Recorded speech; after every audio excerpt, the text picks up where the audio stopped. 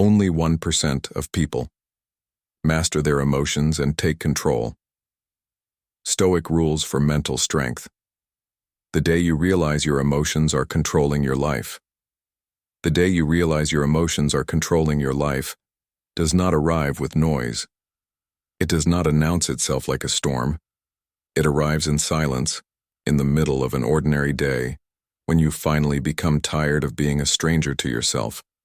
You notice that your peace disappears too easily. One message is enough to change your mood.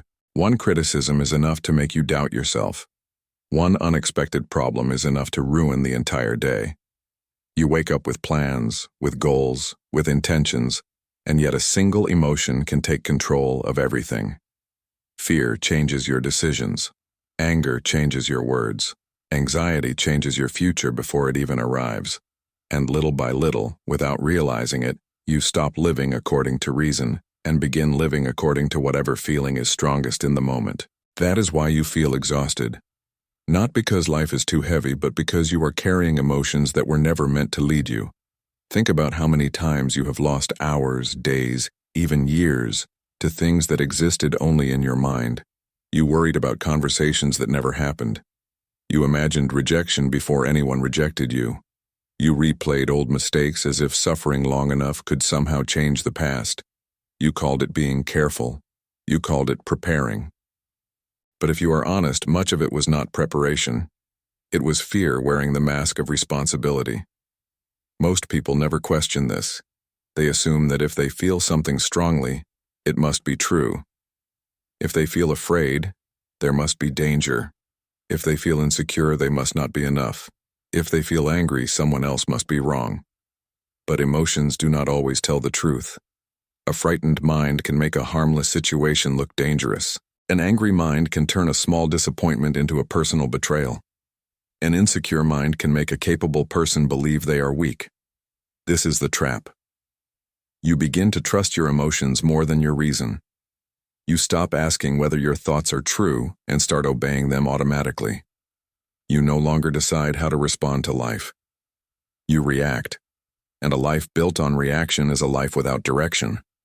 You become kind only when you feel appreciated. You become patient only when nothing disturbs you. You become disciplined only when you feel motivated. But what happens when life becomes difficult? What happens when people disappoint you? When plans fail? When the future becomes uncertain? Your emotions begin to pull you in every direction. One day you want to fight. The next day you want to quit. One moment you believe in yourself. The next moment you doubt everything. You tell yourself that this is normal, that everyone feels this way. And perhaps they do, but that does not make it wise. Marcus Aurelius wrote in Meditations of Marcus Aurelius, Book 5, Paragraph 11, that you have power over your mind, not outside events. Then he added something even more important. Realize this, and you will find strength. That is the strength you have been missing. Not the strength to control the world, not the strength to make people behave as you wish, not the strength to avoid pain, rejection, uncertainty, or loss. The strength to govern yourself. Because if you cannot govern yourself, someone else will. Other people will control your emotions without even knowing it. Circumstances will decide whether you feel worthy or worthless. The future will terrify you. The past will imprison you. You will spend your life searching for stability in places where stability does not exist. You will ask the world to give you peace, while the world keeps changing. You will ask other people to make you feel enough, while other people are lost in their own struggles.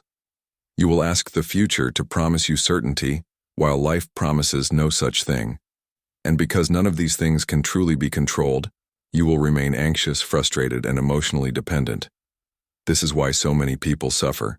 Not because they are weak, not because they are broken, because they have given authority over their inner world to things outside themselves. Epictetus said in Enchiridion of Epictetus, Chapter 1, that some things are within our control, and some things are not. Most people hear these words and move on. But there is a reason this idea has survived for centuries. Your entire life changes the moment you understand it. The moment you realize that your emotions have been ruling you, you stand at a crossroads.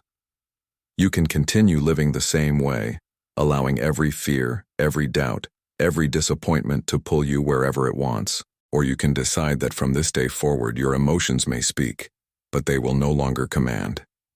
Because there is a difference between feeling something and obeying it. There is a difference between experiencing fear and letting fear decide your future. There is a difference between feeling anger and becoming a slave to it. There is a difference between being wounded and choosing to remain wounded forever. The day you see that difference is the day you begin to take your life back. Why the mind creates imaginary prisons. Most of the suffering in your life has never actually happened. Read that again. The mind has a dangerous habit. It can turn possibilities into certainties, fears into facts, and imagination into a prison. A person can be sitting safely in a quiet room, and yet inside their own thoughts they are already losing everything, being rejected, failing, suffering, being abandoned. Nothing has happened. But the body reacts as if it already has. The heart races, the chest tightens. The mind begins searching for answers to problems that do not exist. This is how people become prisoners without bars. They are not trapped by reality. They are trapped by the story they keep repeating to themselves. You think about the future but not to prepare for it. You think about it to try to control it. You want guarantees that nobody can give you. You want certainty before taking action. You want to know that you will not fail, that you will not be rejected, that nothing painful will happen. But life has never made that promise. And because life cannot give you certainty, the mind begins creating endless scenarios in an attempt to protect you. What if everything goes wrong? What if they do not accept me? What if I am not enough? What if I lose what I have? The mind believes that if it worries enough, it will somehow prevent pain. But worry does not protect you. It only makes you suffer twice. Seneca wrote in Letters from a Stoic by Seneca, letter 13, that we suffer more often in imagination than in reality. That single sentence explains the hidden tragedy of so many lives. People do not lose their peace because of what is happening. They lose it because of what they fear might happen. A man spends years afraid of failing, and because of that fear, he never begins. A woman spends years afraid of being hurt, and because of that fear, she never trusts. A person spends years afraid of what others will think, and because of that fear, they never become who they truly are. The prison was never outside. The prison was inside. And the worst part is that the mind can make this prison feel reasonable. It tells you that you are simply being cautious. It tells you that overthinking is intelligence. It tells you that if you can predict every possible problem, you will finally be safe. But has that strategy ever given you peace? Has all your overthinking made you calmer? Has all your worrying changed the future? Or has it only stolen the present? Think about how many moments you have lost because your mind was somewhere else. You were with people you love, but your thoughts were trapped in tomorrow. You had an opportunity in front of you, but your mind was still replaying yesterday. Life was happening, and you were absent from it. This is what anxiety does. It takes you away from the only place where your life actually exists. The present moment. Marcus Aurelius wrote in Meditations of Marcus Aurelius, Book 8, paragraph 36, that a person suffers more from their imagination than from reality. He understood something most people never learn. The mind can be your greatest ally or your greatest enemy. If you do not discipline it, it will create problems where there are none. It will convince you that uncertainty is danger. It will make you afraid of shadows. You begin to treat every possibility like a threat. A delayed message becomes proof that something is wrong. A difficult day becomes proof that your life is falling apart. One mistake becomes proof that you will never succeed. But reality is rarely as cruel as the stories you tell yourself. The Stoics did not teach that you should ignore the future. They taught that you should prepare for it wisely, and then stop trying to control what cannot be controlled. There is a difference between preparation and obsession. Preparation asks, what can I do right now? Obsession asks, how can I control everything that might happen? Preparation creates strength. Obsession creates fear. The person who is mentally strong is not the person who predicts every possible disaster. It is the person who knows that even if difficulty comes, they will face it. That is why courage matters more than certainty. You do not need to know exactly what will happen in order to move forward. You only need to trust that whatever happens, you will be able to respond to it. Because the future has always been uncertain. And yet you have survived every difficult day that once seemed impossible. You have already lived through moments you thought would destroy you. You have already endured pain, confusion, disappointment, and loss. So why do you continue treating yourself as if you are fragile? Why do you continue believing every fearful thought as if it were a prophecy? Your mind is powerful, but if you do not lead it, it will lead you into places where there is no peace. The next step is to understand why this happens. Why human beings exhaust themselves trying to control every person, every outcome, and every detail of life. Because the more you try to control everything, the less control you have over yourself. There is a strange irony in the way most people live. The more they try to control everything, the more powerless they become. They want to control how other people see them. They want to control when success arrives, how quickly life changes, how relationships unfold, what the future will bring. They want guarantees, certainty, approval, perfect timing. And because none of these things fully obey them, they live in a constant state of tension. They wake up already negotiating with reality. They tell themselves, I will be calm when this works out. I will feel confident when people finally recognize me. I will relax when I know what is going to happen. But what they are really saying is this: my peace will begin when the world starts obeying me. And that day never comes, because the world does not obey anyone. People change. Plans fail. Time passes. Someone leaves. Someone disappoints you. Opportunities arrive late. Recognition never comes. The future takes a different path than the one you imagined.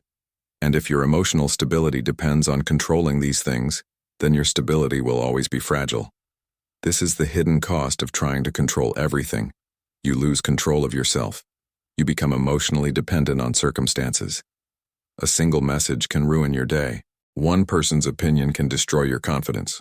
One unexpected event can make you question your entire life. You no longer decide how you feel. You wait for the world to decide it for you.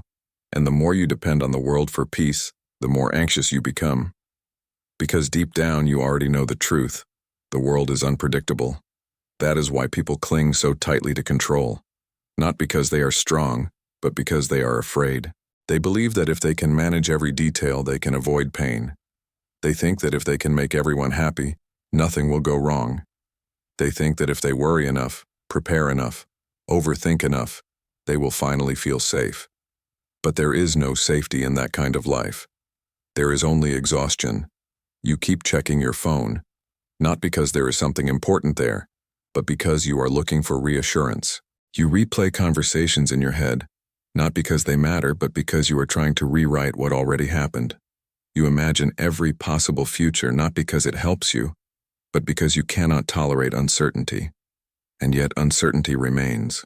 No matter how much you think, no matter how much you worry, no matter how much you try to control what is outside you, life continues to move according to its own nature. Epictetus understood this better than most people ever will. In Discourses of Epictetus, Book 2, Chapter 5, he warned that the person who depends on external things for peace becomes their slave. Think about that. If your happiness depends on being admired, you become a slave to other people's opinions. If your peace depends on success, you become a slave to outcomes. If your self-worth depends on someone staying, you become a slave to their presence. You may believe you are chasing control, but in reality, you are giving your power away. And perhaps the most painful part is that many people spend years doing this without realizing it. They say they want freedom, but they build their entire life around things they cannot control. They say they want peace, but they attach their peace to unstable circumstances. They say they want confidence, but they wait for permission from the world before allowing themselves to feel it. Marcus Aurelius wrote in Meditations of Marcus Aurelius, Book 6, paragraph 52, that whoever places their happiness in the soul, in their own actions and judgment, will never be prevented from living as they wish.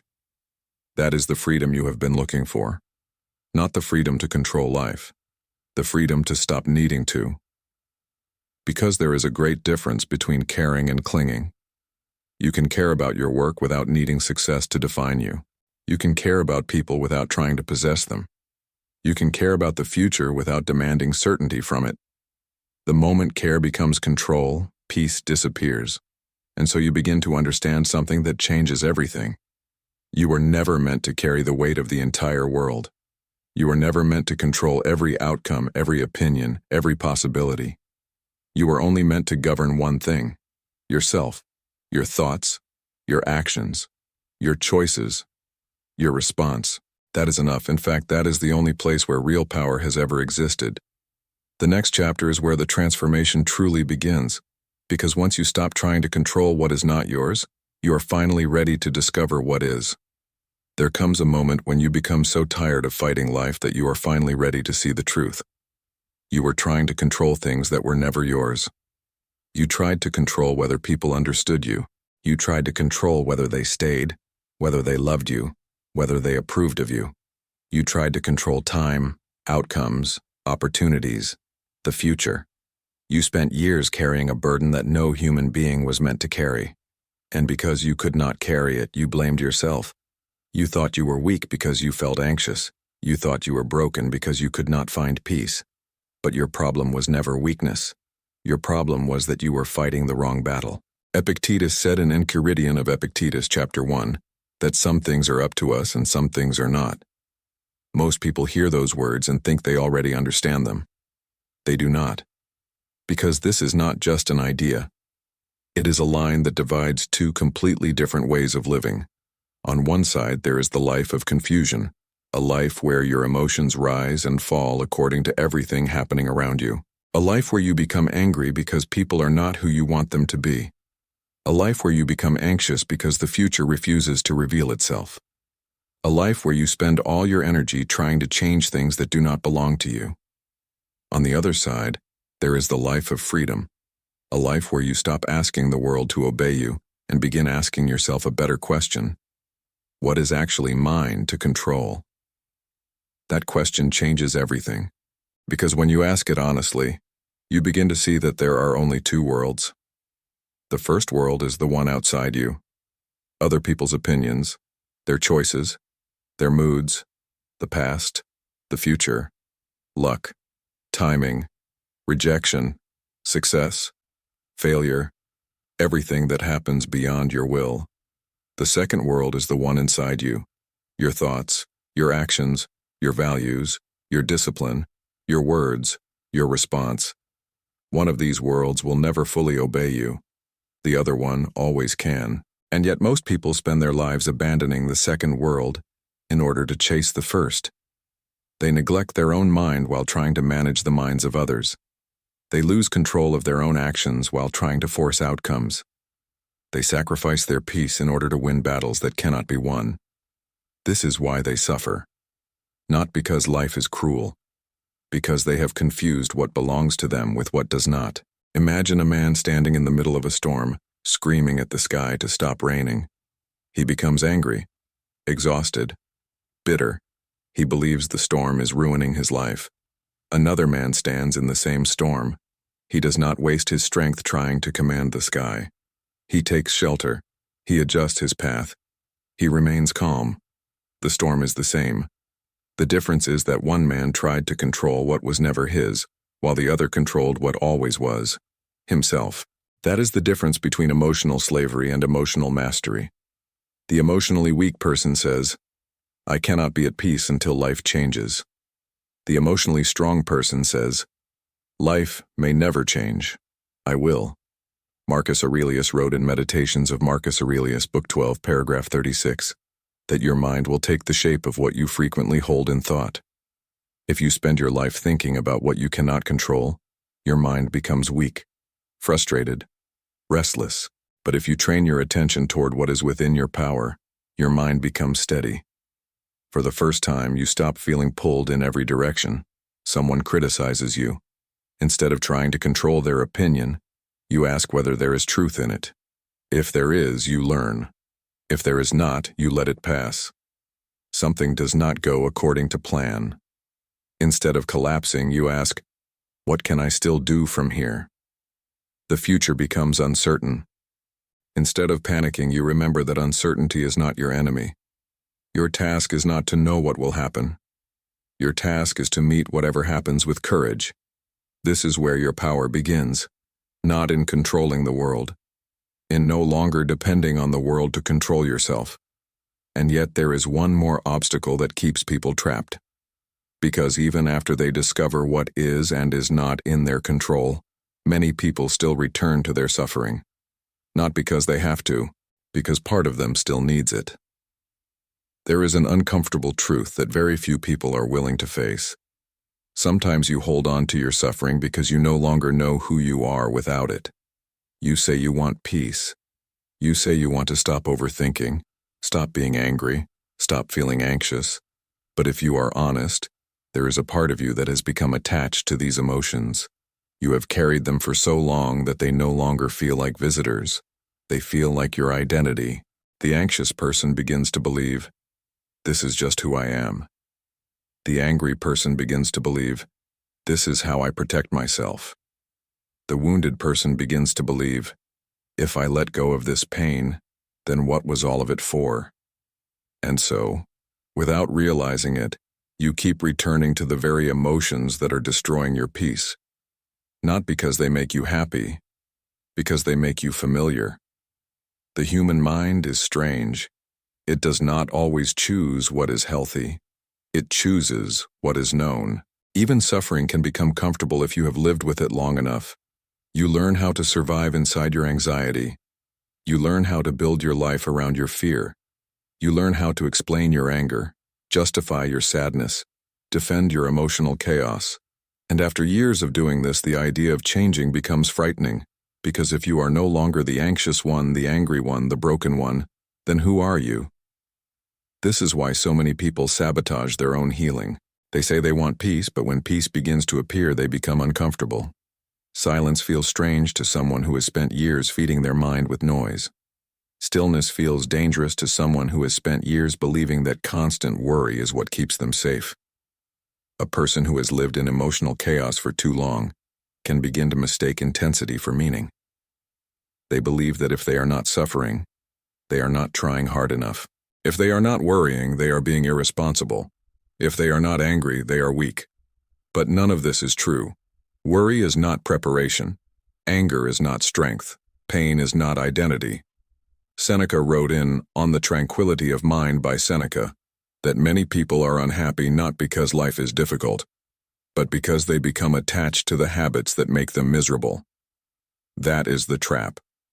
Your suffering begins as a reaction, but over time, it becomes a routine. You wake up and immediately look for something to fear. You replay the same memories, the same disappointments, the same resentments. You tell the same story about your life, about what happened to you, about what people did, about why you cannot move forward. And every time you repeat that story, you strengthen it. You convince yourself that you are still the same person you were years ago. But you are not. You are changing every day. The question is whether you are changing consciously or unconsciously. Because if you do not choose who you want to become, your old emotions will choose for you.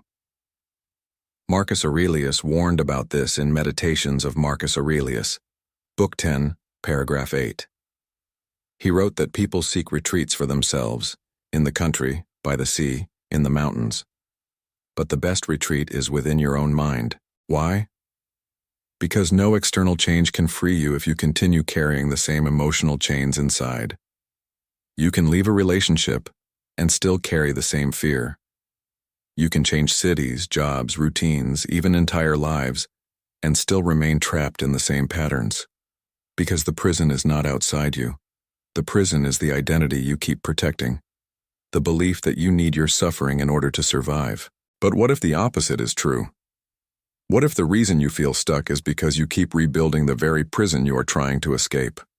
What if your mind has become so attached to pain that peace now feels unfamiliar? Then the real challenge is not learning how to suffer less. The real challenge is learning how to stop needing your suffering. To stop using anxiety as a way to feel prepared. To stop using anger as a way to feel powerful. to stop using sadness as a reason to remain still. You do not need these things in order to survive. You only believe you do because you have spent years practicing them. And whatever you practice becomes stronger. If you practice fear, fear becomes your nature.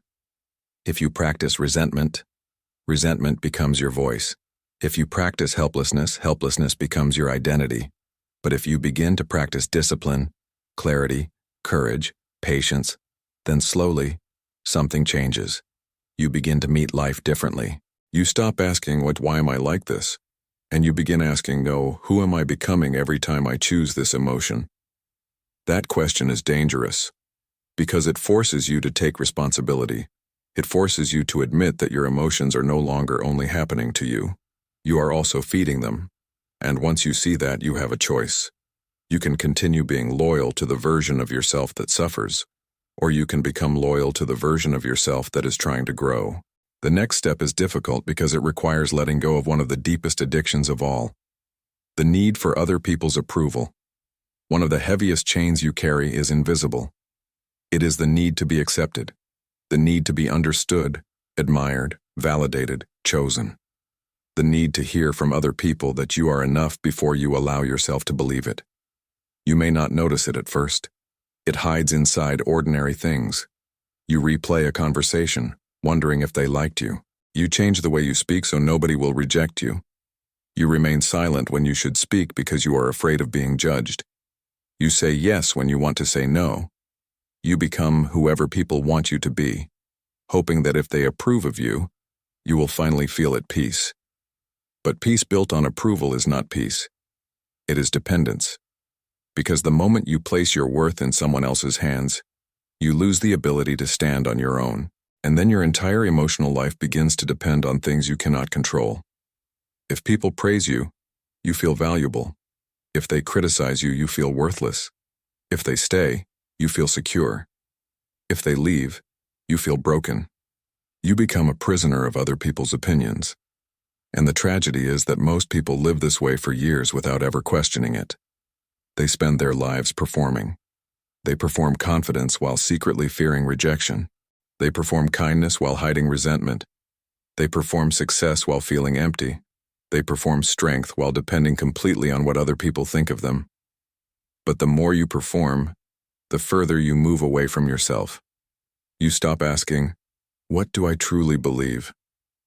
And you begin asking, what do I need to do so people will accept me? That question slowly destroys your character, because if your highest goal is approval, you will betray yourself whenever the truth becomes uncomfortable. You will hide your real thoughts. You will tolerate what should not be tolerated. You will stay where you should leave. You will become smaller so other people can remain comfortable.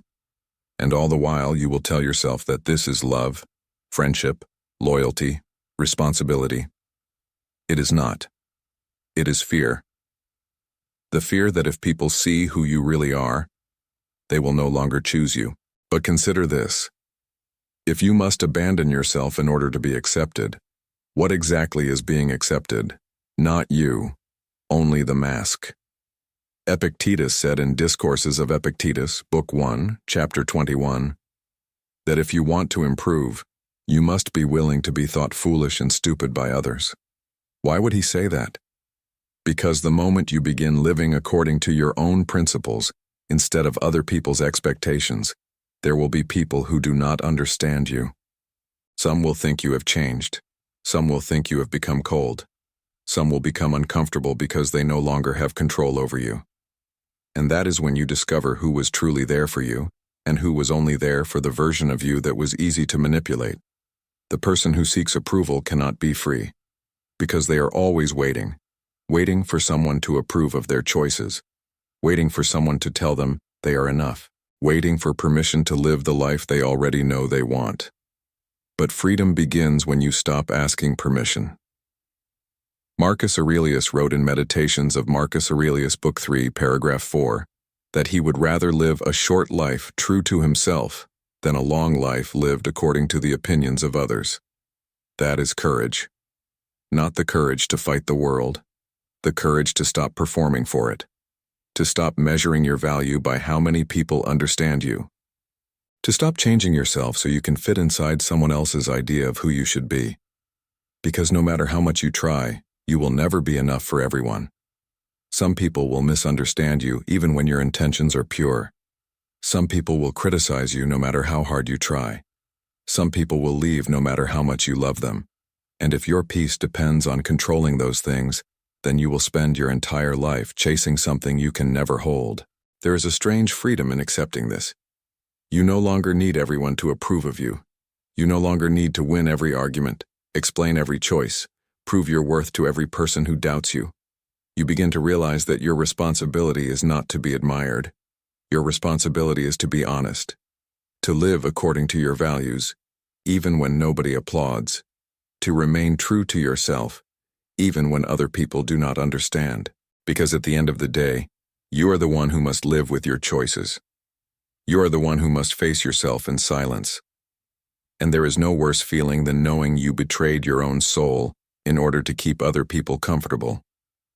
The moment you stop performing, something inside you becomes lighter. You stop chasing approval and start building self-respect. You stop trying to control how others see you and begin focusing on how you see yourself. That is where dignity begins. That is where emotional independence begins. And yet there is still one final habit that keeps most people trapped. They continue arguing with reality itself. There is a battle you fight every day without even realizing it. It is not against other people. It is not against the future. It is not even against your circumstances. It is against reality. You keep saying, "This should not have happened. They should not have treated me like that. My life should be different. I should be further ahead by now." And because reality refuses to obey those demands, you suffer, not only from the event itself, but from your resistance to it. This is one of the greatest sources of emotional pain. You do not suffer only because something is difficult. You suffer because you continue wishing it were not true. A relationship ends, and instead of facing the loss, you spend months arguing with the fact that it happened. You make a mistake, and instead of learning from it, you keep punishing yourself for not being different in the past.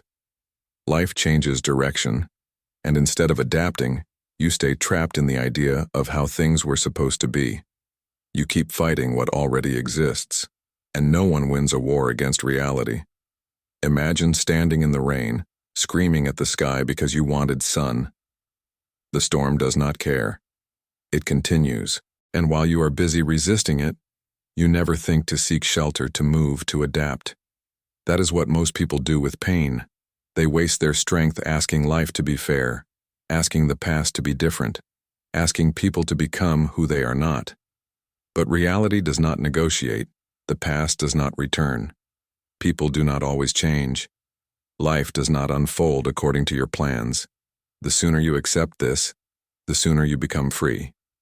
Acceptance is not surrender. Acceptance is not saying that what happened was good. It is not weakness. It is not passivity. It is not giving up. Acceptance is the moment you stop wasting energy on what cannot be changed and begin using that energy on what still can. This is why the Stoics valued clarity so deeply, because before you can act wisely, you must first see reality clearly.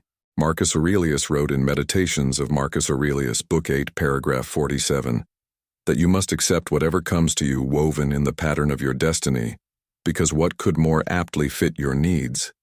He was not saying that every event is pleasant. He was saying that every event is real, and reality is always the place where your power begins. As long as you continue denying reality, you remain weak. You remain trapped between what is and what you wish were true. You spend your days in emotional conflict. Part of you sees the truth. Another part refuses to accept it, and this division inside you becomes suffering.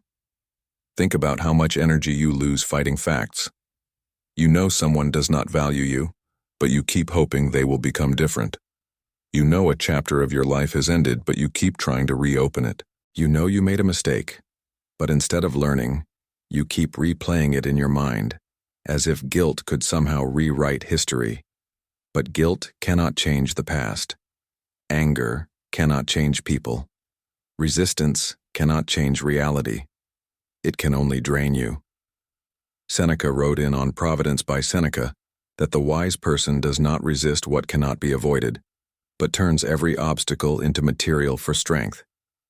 That is the difference between a fragile mind and a disciplined one. The fragile mind asks, "Why is this happening to me?" The disciplined mind asks, "Now that this has happened, what is the best thing I can do?" One question creates suffering, the other creates action, because no matter what has happened, no matter how unfair, painful, unexpected, or difficult it may be, there is always one thing still available to you: your response. You can waste your life wishing reality were different, or you can face it with courage. You can remain attached to the fantasy of what should have been, or you can begin building something from what is. That is where strength is born, not when life becomes easier, when you stop needing it to, and once you stop fighting reality, you begin to see something you could never see before. You begin to understand that even your pain may have a purpose. Most people spend their lives asking the wrong question. Why is this happening to me? There is pain in that question. There is resentment. There is the belief that life has made a mistake, that fate has singled you out, that your suffering is proof that something is wrong. But what if nothing is wrong? What if the difficulty you are facing is not a punishment, but a lesson? What if life is not trying to destroy you? What if it is trying to shape you? The Stoics believed that every hardship carries something within it. Not comfort, not pleasure, something more valuable. Training, the loss that forced you to become stronger, the rejection that forced you to stop seeking your worth in other people, the uncertainty that forced you to develop trust in yourself, the loneliness that taught you how to stand on your own. You did not want these things. No one does. But look at your life honestly. The moments that changed you most were rarely the easy ones. Comfort rarely transforms anyone. Pain does. Marcus Aurelius wrote in Meditations of Marcus Aurelius, Book 4, paragraph 49, that the obstacle on the path becomes the path. He understood something that most people spend their entire lives resisting. The thing you are trying to avoid may be the very thing that was meant to make you stronger. Think about the people who collapse every time life becomes difficult. Why does it happen? Because they built their entire character around comfort. They only feel strong when everything is going well. They only feel confident when they are succeeding. They only feel at peace when life gives them exactly what they want. But that is not strength. That is dependence. Real strength is built when life refuses to cooperate, when you are disappointed but you continue, when you are uncertain but you still move forward, when you are afraid but you act according to your values anyway. That is the kind of person fate is trying to create, not someone protected from difficulty, someone prepared for it. Seneca wrote in Letters from a Stoic by Seneca, letter 67, that fire tests gold and adversity tests brave men. Without difficulty, you never discover who you really are. Without challenge, you never know whether your courage is real. Without loss, you never learn what truly matters. Without uncertainty, you never learn to trust your own mind. That is why the person who avoids all pain also avoids all growth. They spend their life trying to remain safe, and in doing so, they remain small. They never discover what they are capable of because they never allow themselves to be tested. But you have been tested. You have already walked through days you thought you would never survive. You have already felt broken and kept going. You have already stood up after disappointment, loss, rejection, confusion. And yet you still speak to yourself as if you are weak. Why? Because you only remember the pain. You forget what the pain created. You forget that every difficult moment demanded something from you. Patience, discipline, humility, courage. And each time you answered that demand, even imperfectly, you became stronger. Perhaps not stronger in the way you wanted. Not louder, not harder, not colder.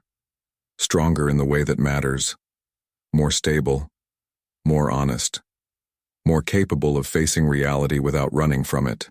The person you are becoming is being shaped by what you are living through right now. That is why you must be careful not to waste your suffering.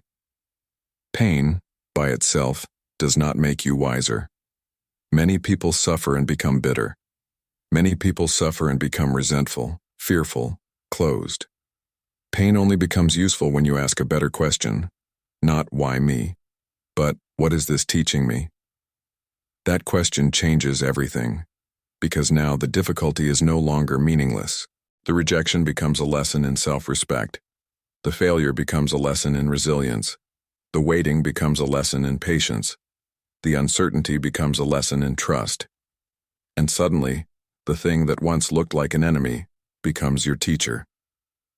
This does not mean you have to enjoy pain.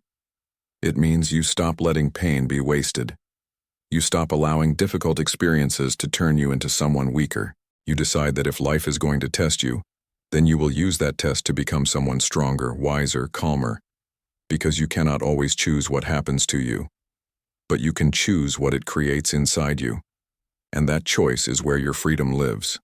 The next chapter reveals why, even after you understand all of this, your emotions can still deceive you, because not everything you feel is true. One of the greatest mistakes you can make is believing that because you feel something strongly, it must be true. It feels true. That is what makes it dangerous. Fear feels like a warning. Anger feels like justice. Anxiety feels like preparation. Shame feels like proof. But feelings are not facts. They are interpretations. They are the voice of your mind reacting to something, often before reason has had time to speak.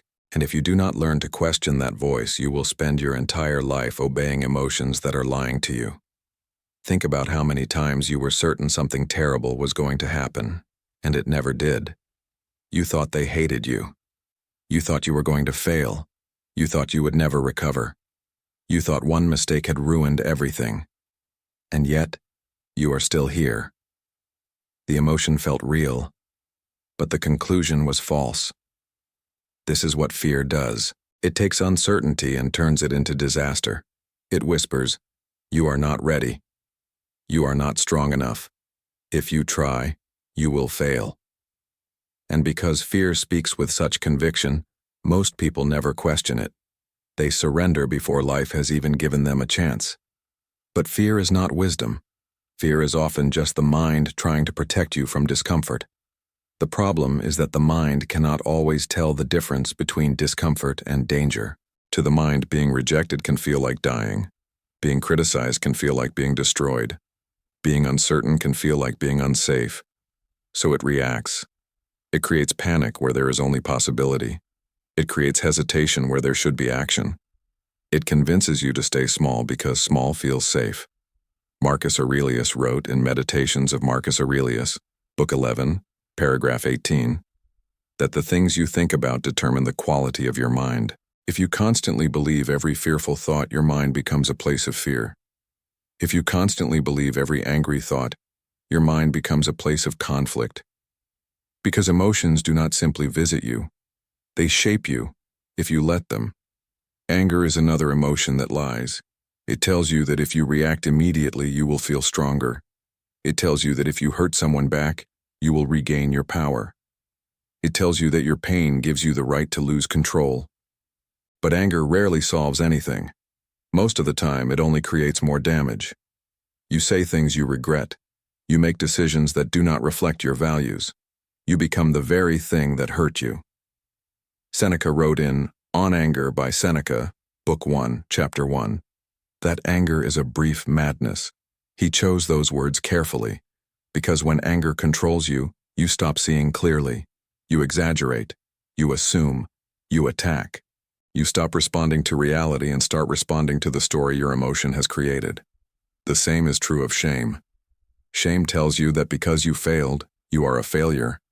Because someone rejected you, you are unworthy. Because you made mistakes, you are broken.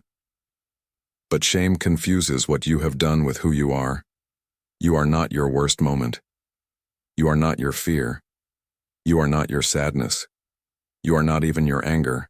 You are the one who can observe those emotions, question them, and decide whether they deserve your obedience. That is where your power begins. The emotionally weak person believes every thought that enters their mind. The emotionally strong person learns to pause and ask, is this actually true? Is this emotion helping me see clearly, or is it distorting reality? What evidence do I have? What am I assuming? What am I afraid of?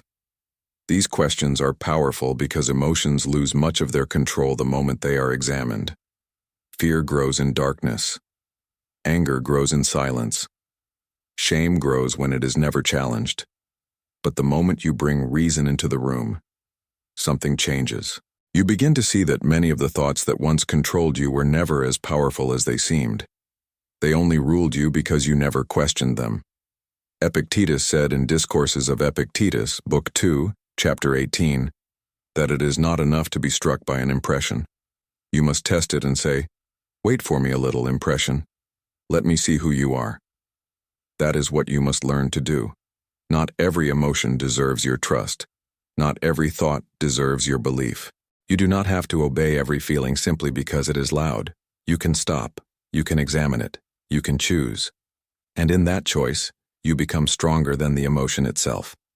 The next chapter is about that moment, the moment between feeling and reacting, the silent pause where everything begins to change.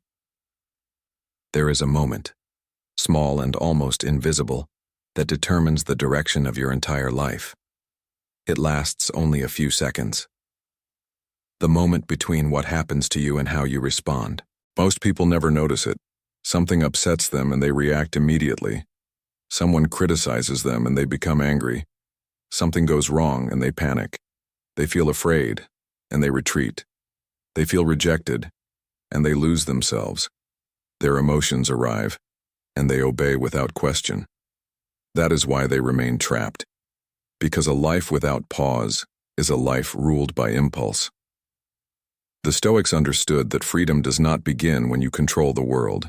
It begins when you stop allowing every emotion to control you. And that freedom lives in one simple act. The pause. The pause is where you stop reacting automatically. It is where you interrupt the old pattern. It is where you refuse to let fear, anger, anxiety, or pain speak for you. At first it feels unnatural. You are so used to reacting immediately that silence feels uncomfortable. Your mind wants to defend itself, to explain, to attack, to escape. But the moment you pause, you create distance between yourself and the emotion. And that distance changes everything. Because when there is no distance, you believe that you are your emotion. You say, "I am angry. I am afraid. I am anxious." But when you pause, you begin to see the truth. You are not the emotion. You are the one experiencing it. You are the one observing it. You are the one who decides what to do with it. That is why the pause is so powerful. It reminds you that you still have authority over yourself. Imagine someone insults you. The old version of you reacts immediately. You become defensive. You attack back. You spend the rest of the day replaying it in your mind. But now there is a pause, and in that pause you ask, "What exactly am I feeling? Why does this hurt me? What am I trying to control right now? Am I trying to control their opinion, their behavior, their understanding?" Then you remember, those things are not yours. What is yours is your response. And suddenly the emotion loses some of its power. Because the moment you stop fighting for control over what is not yours, you regain control over what is. Marcus Aurelius wrote in Meditations of Marcus Aurelius, Book 6, Paragraph 50, that if you are distressed by anything external, the pain is not due to the thing itself, but to your estimate of it, and you have the power to revoke that estimate at any moment. At any moment. That means there is no emotion, no thought, no impulse that can completely control you unless you allow it. You always have a choice. Perhaps not over what you feel, but always over what you do next. That is what separates a disciplined person from an undisciplined one. The undisciplined person feels an emotion and becomes it. The disciplined person feels the emotion, but remains larger than it. They still feel fear, but they do not let fear decide. They still feel anger, but they do not let anger speak. They still feel sadness, but they do not let sadness become their identity. This is not easy. The pause requires practice. Because your old habits will continue trying to take over. You will still want to react immediately. You will still want to control what cannot be controlled. You will still want to follow the same patterns that once gave you the illusion of safety. But every time you pause instead of react, you become stronger. Every time you breathe before speaking, you build discipline. Every time you question an emotion before obeying it, you build wisdom. Every time you choose your values over your impulses, you build character. That is how emotional mastery is created, not in one perfect moment, in hundreds of small moments. Moments where you stop, moments where you remember who is in control. Epictetus said in Enchiridion of Epictetus chapter 20, that when something happens, the first thing to say is, "You are only an appearance and not the thing you appear to be." That is the pause. The moment you stop treating every emotion like a command. The moment you stop believing that because something feels urgent, it must be obeyed. Because not every urge deserves action. Not every thought deserves attention. Not every emotion deserves control over your life. And once you learn to pause, you discover a new kind of strength.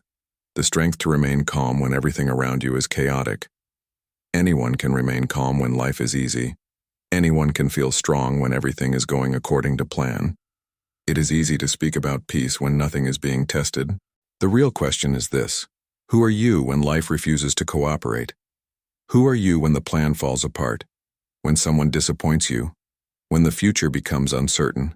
When you do everything right and still do not get the result you wanted? That is where your true character appears.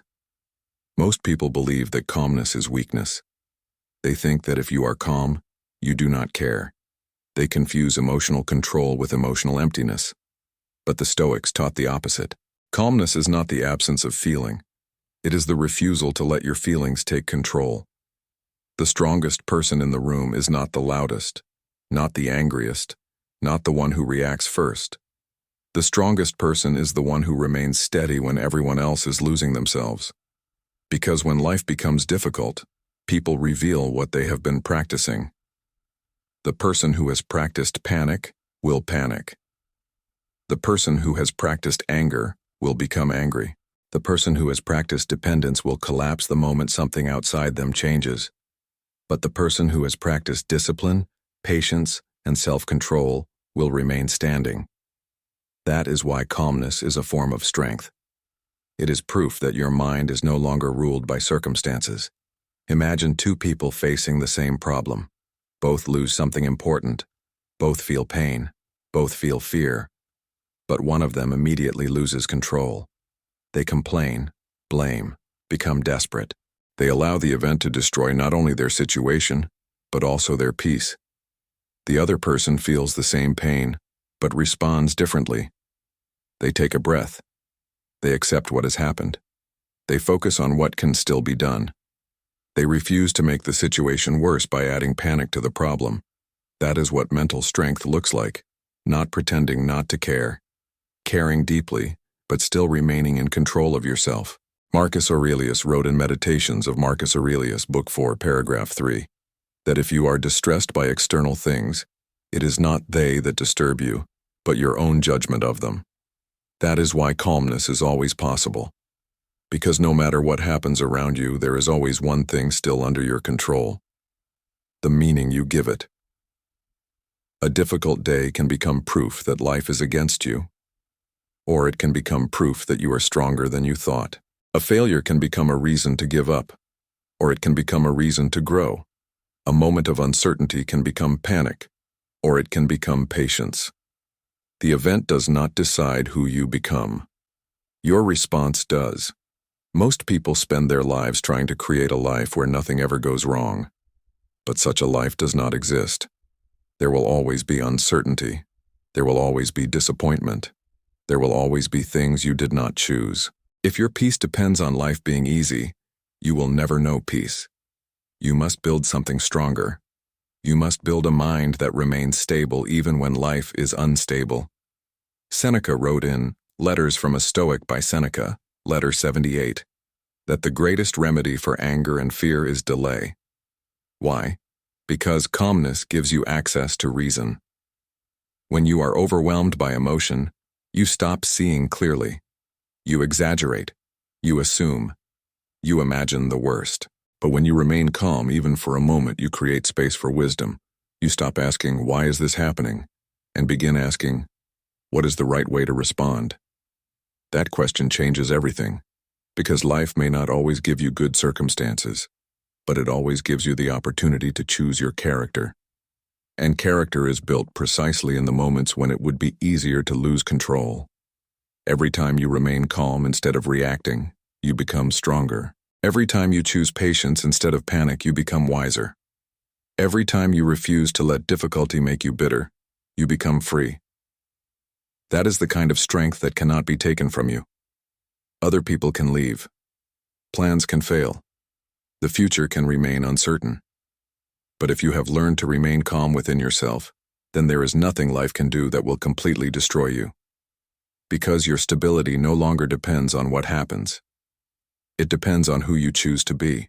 And with every moment of self-control, with every difficult situation you face without surrendering to chaos, you are becoming someone new. Every time you master yourself, you become someone different. Not all at once. Not in one dramatic moment. Change rarely happens that way. It happens quietly. A moment where you choose silence instead of anger.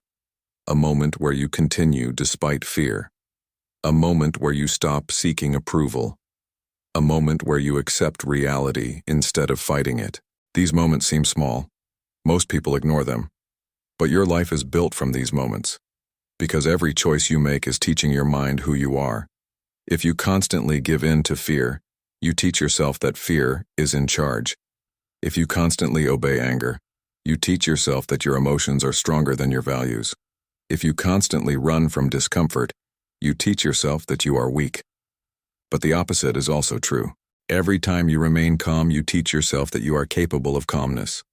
Every time you act with courage, you teach yourself that you are stronger than your fear. Every time you choose discipline over impulse, you become the kind of person who no longer needs to be controlled by emotions. That is why emotional mastery is not really about controlling your feelings. It is about building your character. The Stoics did not believe that a person becomes strong by avoiding difficulty. They believed that a person becomes strong by deciding again and again what kind of person they will be when difficulty arrives. Marcus Aurelius wrote in Meditations of Marcus Aurelius, Book 7, paragraph 57, that the art of living is more like wrestling than dancing, because you must stand ready and firm against what is unexpected. That is what you are doing. You are training. Every difficult moment is giving you an opportunity to practice patience when you want to become angry, to practice courage when you want to hide, to practice honesty when it would be easier to pretend, to practice self-respect when you are tempted to betray yourself for approval. And each time you practice these things, they become part of you. You stop needing to force them. At first, staying calm feels unnatural. Setting boundaries feels uncomfortable. Letting go feels impossible. But over time, what once felt difficult becomes your nature. The person who once panicked now pauses. The person who once depended on everyone else's opinion now stands on their own. The person who once allowed emotions to control every decision now chooses according to principle. This is how identity changes, not by wishing, by repetition. Seneca wrote in Letters from a Stoic by Seneca, letter 28, that no man can live happily if he thinks only of himself and turns everything to his own purpose. He meant that character matters more than comfort, because if your only goal is to feel good, you will become weak. You will avoid every difficult conversation, every challenge, every responsibility. You will choose what is easy instead of what is right. But if your goal is to become stronger, wiser, more disciplined, then even your struggles begin to have meaning. You stop asking, how can I avoid discomfort? And you begin asking, who do I want to become through this? That question creates a completely different life. Because now, your focus is no longer on controlling the world. Your focus is on shaping yourself. You begin to understand that every day, every decision, every response is either building your character or weakening it. There is no neutral. The way you speak to yourself matters. The habits you repeat matter. The emotions you feed matter. The excuses you continue believing matter. You are always becoming someone. The only question is whether you are becoming someone stronger or someone weaker. And strength is not built in comfort. It is built in the moments when you want to give up, but do not. when you want to react but remain silent, when you want to blame others but take responsibility instead, when you want to follow your emotions but choose your values. That is when you begin to respect yourself. Not because you are perfect, because you know you are no longer betraying who you want to be. There is a kind of peace that only comes when your actions are aligned with your principles, when you stop living by mood and start living by character, when you no longer ask, "What do I feel like doing?" and begin asking, "What is the right thing to do?" That is the moment you stop being controlled by life and begin leading yourself. And yet most people never reach this point. Not because they are incapable, because they continue waiting for the world to change before they change themselves. Why do only 1% of people ever reach this level of control? Not because they are smarter, not because they were born stronger, not because they have easier lives. They reach it because they are willing to do what most people refuse to do. They stop waiting. Most people spend their entire lives waiting for the wrong things. They wait for life to become easier. They wait for people to understand them. They wait for confidence before taking action. They wait for motivation before becoming disciplined. They wait for the fear to disappear before moving forward. And while they wait, their life passes. Because the truth is that life will never give you the perfect moment. You will never have complete certainty. You will never control every outcome. You will never feel ready for everything that matters. The people who master themselves understand this. They do not wait to feel strong. They become strong by acting while they still feel weak. They do not wait for life to stop being difficult. They train themselves to remain steady inside the difficulty. That is why so few people ever change. Because real change requires responsibility, and responsibility is uncomfortable. It is easier to blame other people. It is easier to blame your past, your circumstances, your emotions. It is easier to say, "This is just the way I am." Because as long as you believe that, you do not have to do anything. You do not have to face yourself. You do not have to change. You do not have to accept that perhaps the greatest obstacle in your life is not the world. It is the habits you keep protecting. Marcus Aurelius wrote in Meditations of Marcus Aurelius, Book 5, Paragraph 1, that when you wake up in the morning, you must remind yourself what your duty is. He did not say, "Wait until you feel inspired." He did not say, "Wait until life becomes easier." He understood that discipline begins when excuses end. That is what separates the 1% from everyone else. Most people want peace, but they continue feeding the habits that destroy it. They want confidence, but they continue depending on other people's approval. They want calmness, but they continue trying to control everything. They want a different life, but they continue making the same choices. And then they wonder why nothing changes. But nothing changes until you do. The 1% understand that emotions are not commands. Fear can speak, but they do not obey it. Anger can appear, but they do not become it. Uncertainty can remain, but they still move forward. Because they no longer expect the world to create peace for them. They create it themselves. That is the difference. Most people ask, "What do I need from life in order to feel better?" The emotionally strong ask, "Who do I need to become?" One question makes you dependent. The other makes you free. The 1% stop asking life for permission. They stop waiting for approval, for certainty, for the perfect moment. They accept that no one is coming to rescue them. No one is going to take control of their mind for them. No one is going to make them disciplined, calm, courageous, or wise. That work belongs to them. And once they accept that, everything changes. Because now their peace no longer depends on the future. Their confidence no longer depends on success. Their worth no longer depends on what other people think. They carry those things within themselves. Epictetus wrote in Discourses of Epictetus, Book 4, Chapter 1, that no man is free who is not master of himself. That is why only 1% ever become truly free. Because freedom is not doing whatever you want. Freedom is no longer being controlled by what you cannot control. Freedom is looking at fear and saying, "You will not decide for me." Looking at anger and saying, "You will not speak for me." Looking at pain and saying, "You may hurt me, but you will not define me." That kind of strength is rare. because it requires daily effort, daily honesty, daily discipline, but it is possible. And the moment you stop waiting for the world to change, you become one of the rare few who understand the truth. Peace was never somewhere outside you. It was always waiting inside, beneath the noise, beneath the fear, beneath the need to control everything. The last chapter is where you claim it. You have spent enough time waiting for life to become different, waiting for the right moment, waiting for certainty, waiting for people to understand you, to choose you, to give you the peace you have been searching for. And where has that waiting brought you? More anxiety, more disappointment, more dependence on things that were never truly yours to control. Now you see the truth. Peace does not begin when life obeys you. Peace begins when you stop demanding that it should. You were never meant to control the future. You were never meant to control other people. You were never meant to control every outcome, every opinion, every difficulty, every loss. You were only meant to control yourself, your thoughts, your choices, your actions, your response. That is enough. In fact, it is the only thing that has ever been enough. Because the moment you stop fighting for control over the world, you recover control over your own mind. You stop asking, "Why is this happening?" and begin asking, "How will I respond?" You stop asking, "What if everything goes wrong?"